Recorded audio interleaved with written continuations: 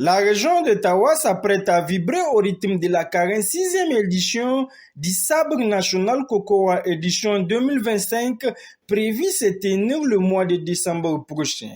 Une édition spéciale car elle considéra avec le cinquantenaire de la création de cette discipline emblématique née ici même à Tawa en 1975.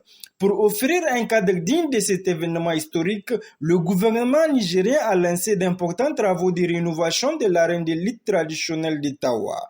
Un chantier suivi de près par le gouverneur de la région, le colonel-major Suleiman Ahmed Moussa, qui ne ménage aucun effort pour garantir la qualité des ouvrages et le respect des délais impartis. Ce jeudi, le premier responsable de la région d'Ottawa s'est rendu sur le site pour constater de visu l'état d'avancement des travaux. Selon le chef du projet, le taux d'exécution est estimé à plus de 70%.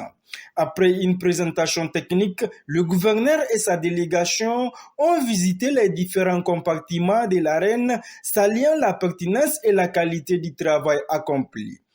Les travaux proprement dit s'articulent autour de 2 points.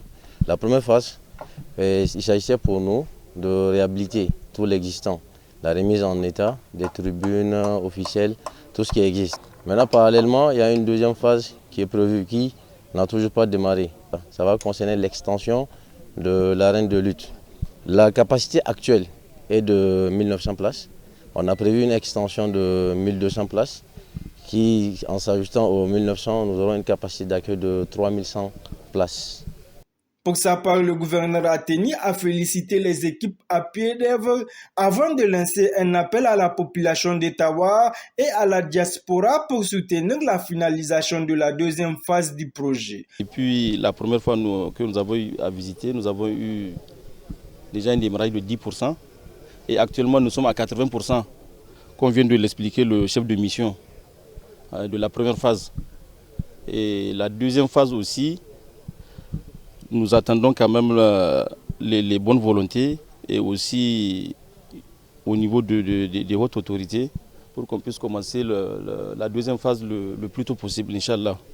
Et dans ce cadre, je tiens à adresser ma profonde gratitude aux plus hautes autorités d'avoir autorisé l'exécution de ces travaux.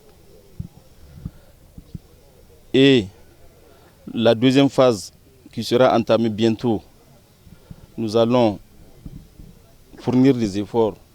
Et dans ce cadre, je lance un appel pressant à toute la population de l'ADER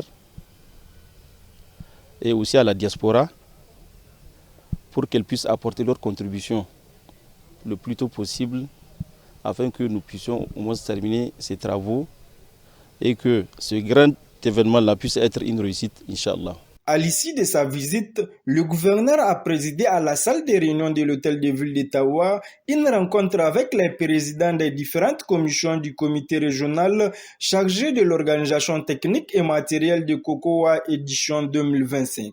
Objectif, faire le point sur les préparatifs de cette grande fête qui réunira une fois encore tout le Niger autour des valeurs d'unité, de cohésion sociale, de courage, de fraternité et de fair play.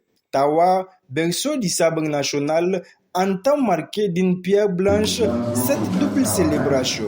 50 ans d'histoire et un sabre national promis à être inoubliable.